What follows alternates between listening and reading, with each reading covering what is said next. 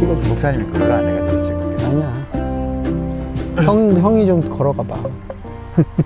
자연. 그 다음에 환경보호죠. 환경. 그 다음에 이게 그 뭐랄까 산천 초목에 대해서 산천 초목에 대해서 성경에서 말하는 어떤 관점이 뭐가 있죠? 그러니까 성경 자연에 검색해 대해서? 보면 자연 이런 단어를 검색이 잘 안 돼. 그치. 그냥 만물, 만물이. 뭐 산, 강, 들 이런 식으로 나오지만 자연 전체를 하나의 대상으로 놓고 이야기하는 데는 잘 없으니까 자연을 이런 관점에서 한번 이야기해 보면 어떨까? 네. 사람과 자연과의 관계를 증명하는 거죠.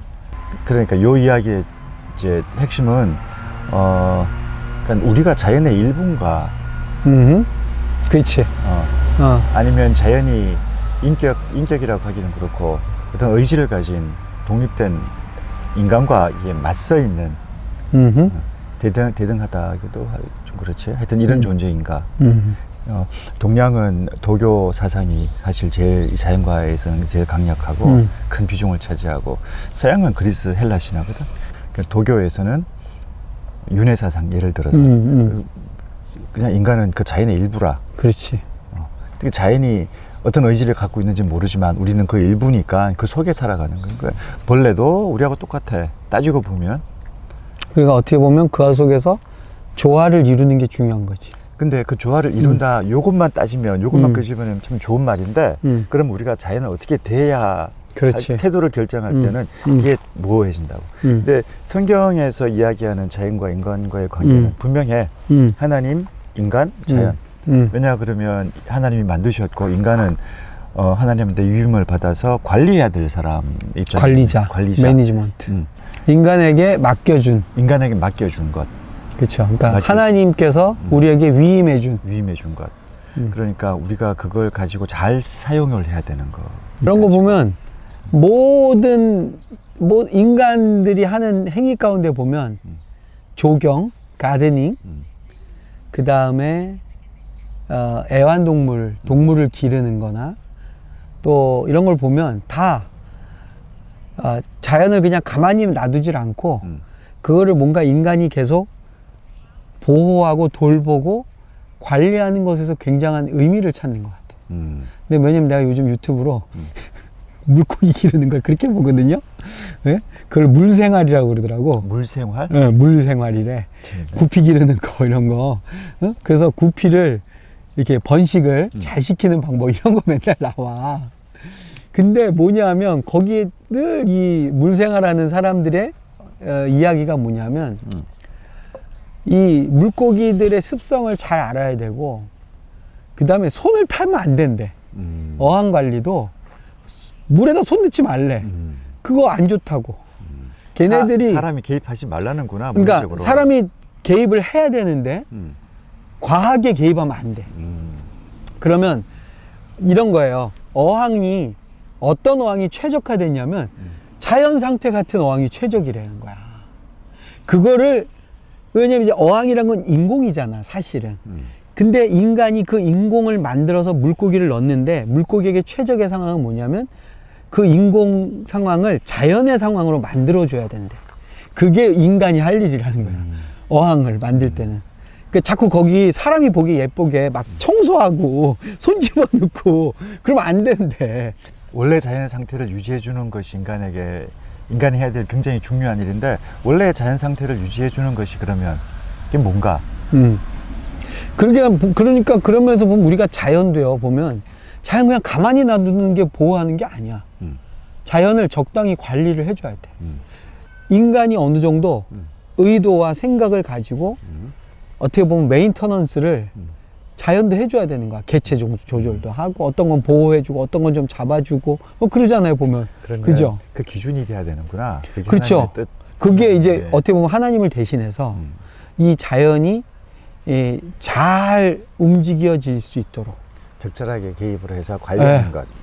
그냥 놔두는 게 다 어떻게 보면 이제 우리나라도 뭐 지구 환경, 그 다음에 뭐 이산화탄소, 이게 이제 굉장히 중요한 현대에 우리가 책임져야 될 어떤 이슈들이 됐더라고요. 그러니까 우리 청년들이나 우리 다음 세대들은 이런 쪽에 굉장히 전문가들이 나오지 않으면 이 부분도 우리가 굉장한 책임을 이제는 가져야 될 때가 된 것 같아요. 예전에 참 이런 거 생각 안 했잖아요. 그렇지. 이거 무슨 생각하면 호사스럽게 사치다. 그렇지. 먹고 살기 어려운데 무슨 뭐 자연이냐 환경이냐 이랬는데 보면 이제는 그런 거를 잘 개발하고 그쪽으로 자연을 잘 보호할 수 있는 산업을 만들어내는 것도 되게 이름이 잘 기억이 안 나는데 이 사람이 그랬어요.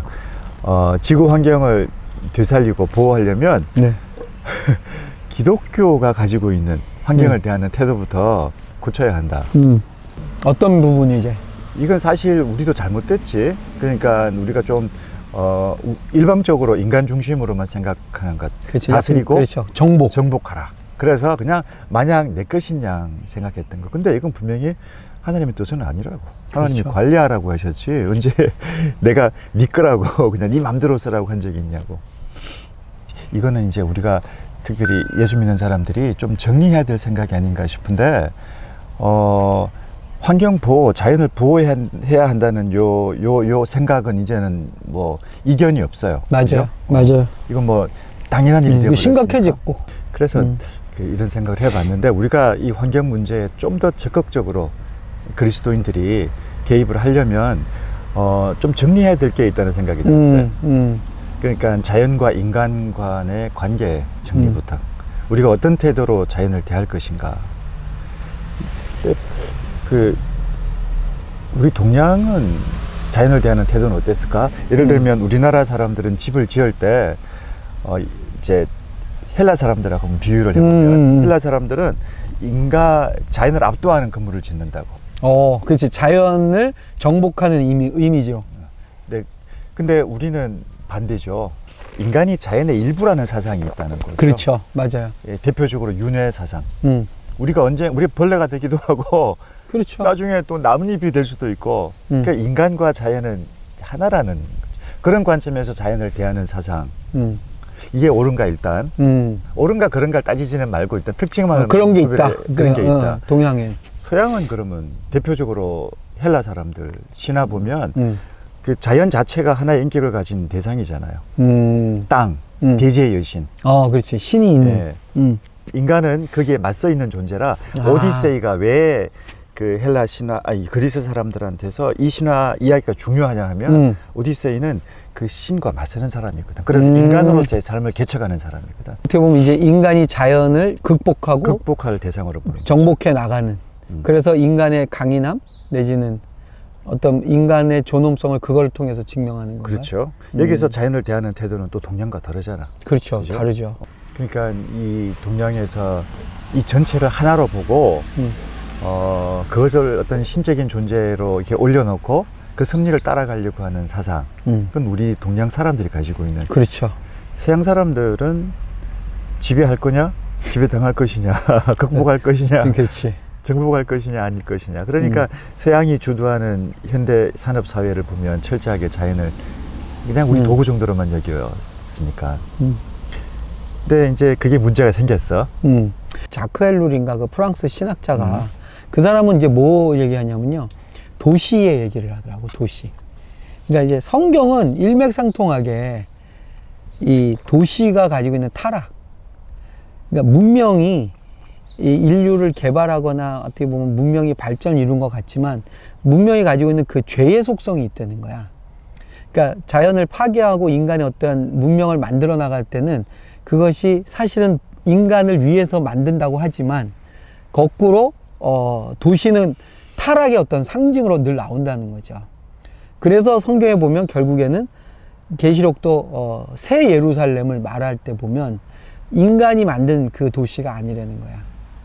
근데 그 새로운 새 예루살렘의 모습을 보면 이제 여러 가지 건축의 어떤 구조물도 나오지만 거기 보면 자연이 나오잖아요. 생명수가 나오고 생명나무 열매가 나오고 막 과실수가 나오고. 그렇죠. 네, 그러면서 보면 이제 하나님의 도성은 하나님이 만드시는 그 새 예루살렘은 인간이 만든 어떤 문명하고는 좀 다른 차원.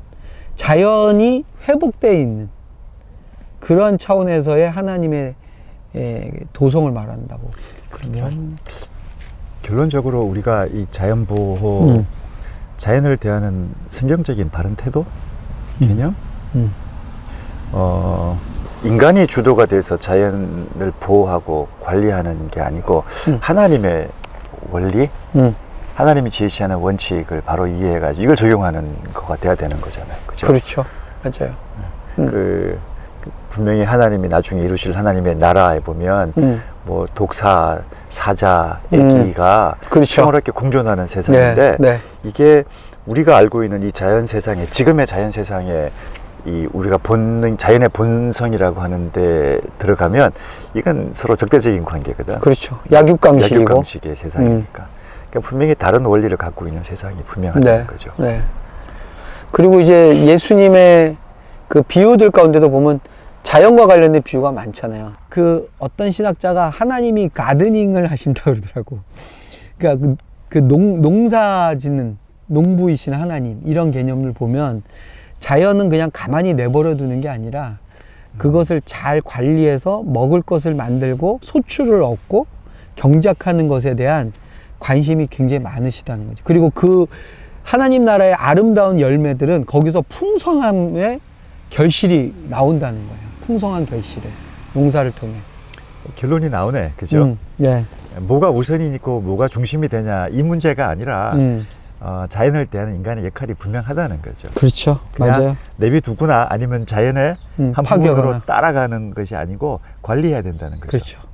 근데 그 관리의 기준은 인간이 자기 욕망을 따라서가 아니라 아니고 하나님의 어떠한 그 큰 명령, 하나님의 어떻게 보면 이 자연조차도 하나님 나라의 회복을 향한 우리들의 어떻게 보면 노력과 그리고 수고의 땀이 여기서 또 들어가야 그냥 되는 것 같아요. 자연을 관리하지 않고 우리가 자연의 일부라고 생각하고 그냥 자연이 흘러가는 대로 따라가면 어떻게 될까? 아름답게 될까요? 그게 그러니까. 자연 보호의 일종의 원리일까? 그건 아닌 것 같은데, 그죠? 사실 우리가 이렇게 찍고 있는 여기도 보면요, 이거 다 관리해가지고 관리하니까 아까도 봐요, 여기 막 낙엽 다 누가 또 바람으로 정리해주고 가지치기 다 하잖아요, 이거.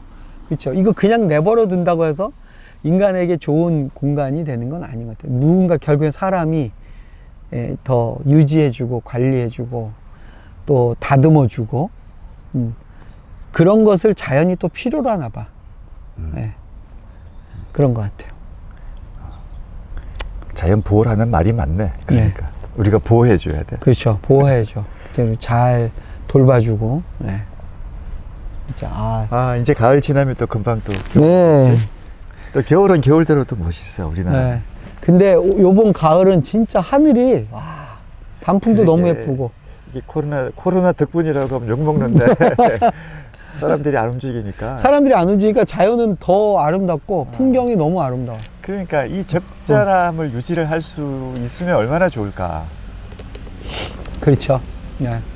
저 색깔 봐봐요. 네. 봐봐 밑에서부터 하늘 올라가면 좀 색깔이. 저거 사람이 어떻게